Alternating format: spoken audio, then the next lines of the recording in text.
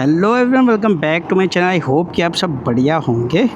और काफ़ी टाइम हो गया भाई मुझे ब्लॉग नहीं करते हुए। एक्चुअली क्या है, ब्लॉग तो मैं डेली कर रहा था, पर थोड़ा माइक इशू हो गया था तो इस वजह से मैं कर नहीं पा रहा था। और फिलहाल तो आप बीस्ट को देख सकते हो, गंदी हो रही है क्योंकि यार जैसी वॉशिंग की सोचता हूँ वैसी बारिश आ जाती है। तो देखो कितना गंद हो रहा है। वैसे ज़्यादा नहीं है, नीचे नीचे हो रहा है, ऊपर तो ठीक है।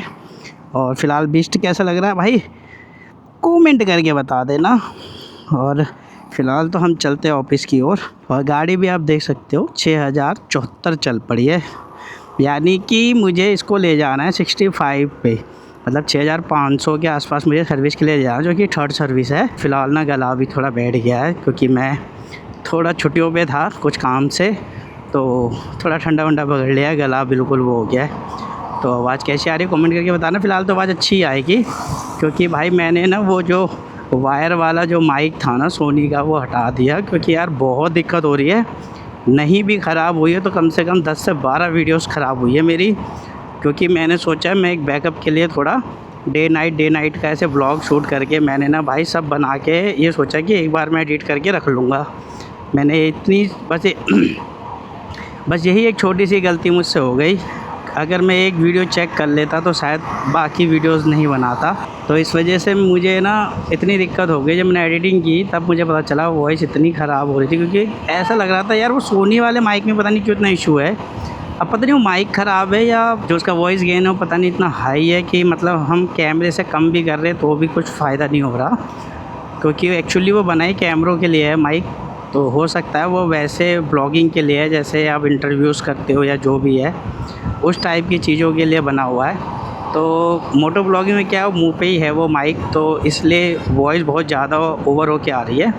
और बाकी डेड कैट आते हैं तो उसके लिए मिल नहीं रहा। मैंने बहुत ज़्यादा सर्च करा, अगर वो मिल जाता तो फिर बहुत ज़्यादा फ़र्क पड़ जाता है। लेकिन आज मैंने फाइनली अपना DJI का माइक मिनी निकाल लिया, जो मैंने एक कैमरे के साथ ही ख़रीद लिया था। बट लेकिन जब मैं ना राजस्थान राइड पे गया था तब उसने मुझे ना बहुत ज़्यादा ना डिसअपॉइंट कर दिया था, क्योंकि मुझे पता ही नहीं चला वो कनेक्ट है नहीं है, पता नहीं क्या ही उसमें इशू आया, जबकि मैंने उसको सही से कनेक्ट किया हुआ था। और हमारा पूरा वो ट्रिप तो रह ही गया था क्योंकि वो कंप्लीट भी नहीं हुआ था। और प्लस देखा तो उसमें वॉइस भी नहीं है, शायद वो ट्रिप ही कंप्लीट होना नहीं चाहता था या ऊपर वाला नहीं चाहता था कि वहाँ तक पहुँचे, तो इसलिए वो वॉइस भी नहीं आई वीडियोस में, पता नहीं क्या था।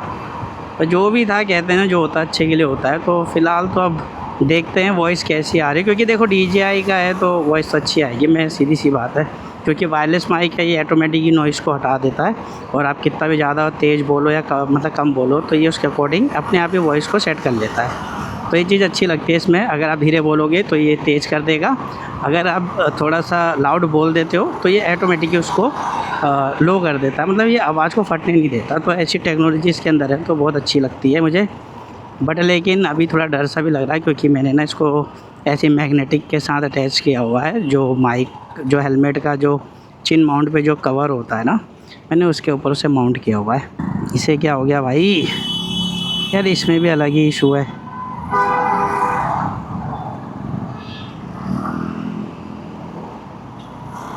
ये 4 दिन बाद स्टार्ट हो रही है ना, तो इसलिए थोड़ा नखरे कर रही है। यहाँ पे आज तो मैं जाते ही यार वीडियोस को ना मतलब एडिटिंग में डाल दूँगा घर जाते ही।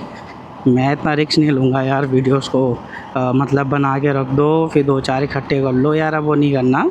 चाहे 2-3 दिन लेट हो जाए लेकिन वीडियो डालता रहूँगा।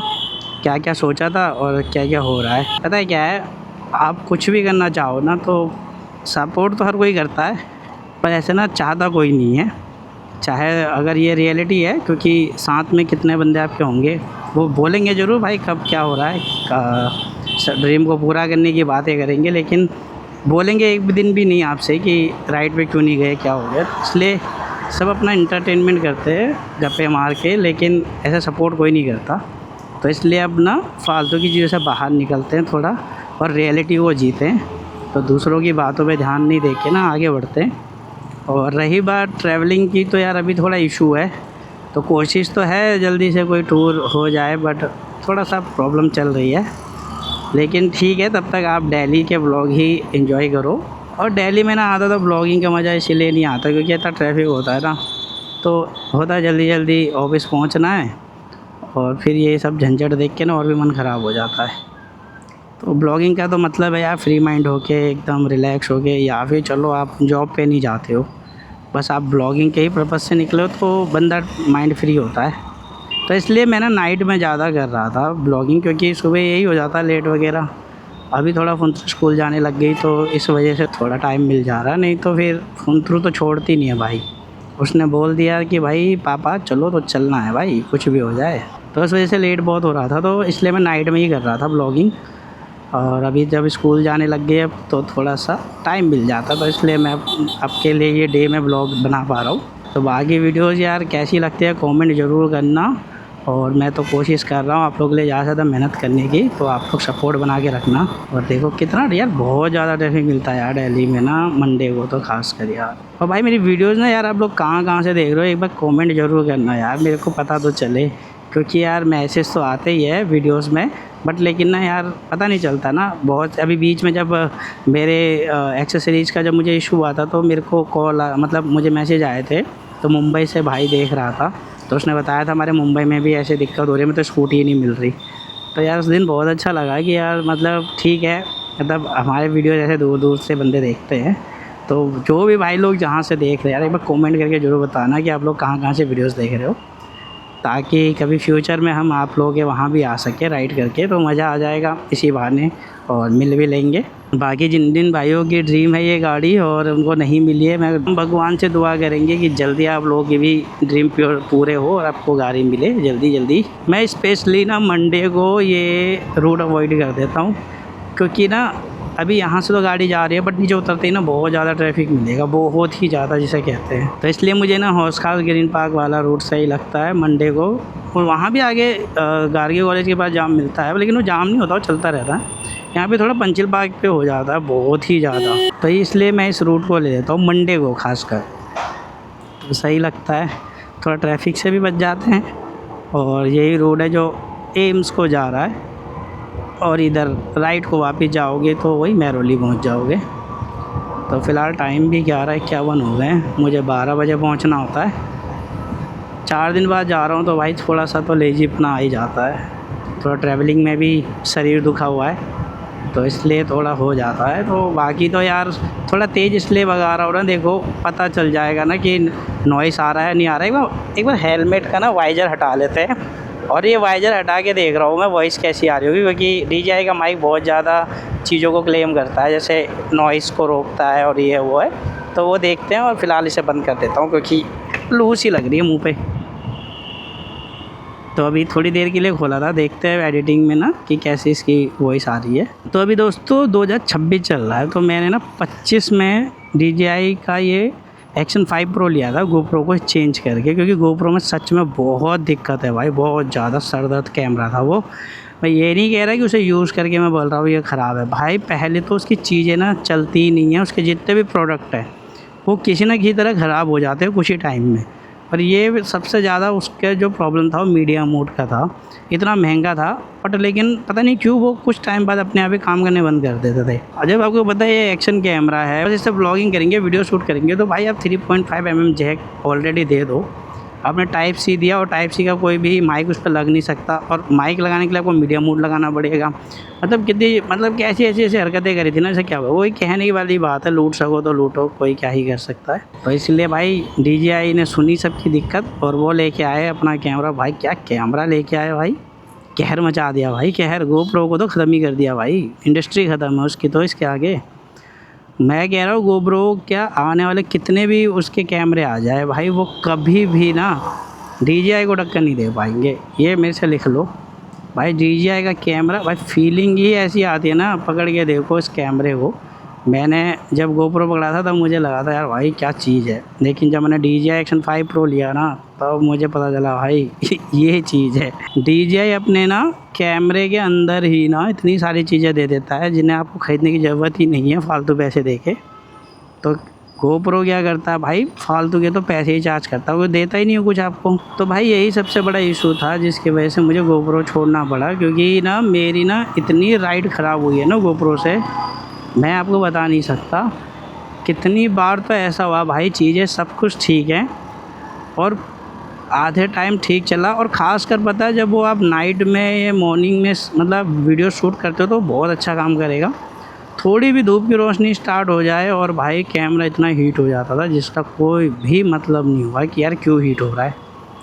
और हीट होते ही बैटरी ड्रेन, ये चीज़ मुझे कभी समझ नहीं आई गोप्रो में कि यार मतलब कैमरे का हीट होते ही अगर चलो बाहर तापमान थोड़ा गर्म है तो क्या यार बैटरी भी साथ में ख़त्म हो जाएगी क्या उसके। सबसे ज़्यादा इशू तो तब होता था जब उसको ना कभी चलते चलते राइड पे जैसे अपना कोई मूवमेंट कैच करना है और जैसे हम बटन दबाओ भाई वो चलता ही नहीं था, ऑन ही नहीं होता था, पता नहीं क्या ही उसे हो जाता था भाई। फिर देखते थे यार ऑन ही नहीं हो रहा, फिर गाड़ी रोको, बैटरी उसकी पूरी निकालो, गोप्रो को भाई खोलना ना एक बहुत बड़ा टास्क था भाई। वो एक मतलब एक चैलेंज जैसा ही था, क्योंकि पूरे सेटअप को खोलना भाई कोई मजाक नहीं था भाई। पूरी बैटरी खोल के ना फिर दोबारा लगानी पड़ती थी तब जाके वो नॉर्मल मोड में आता था। और पता नहीं ऐसा क्यों होता था, कुछ समझ नहीं आया कभी भी।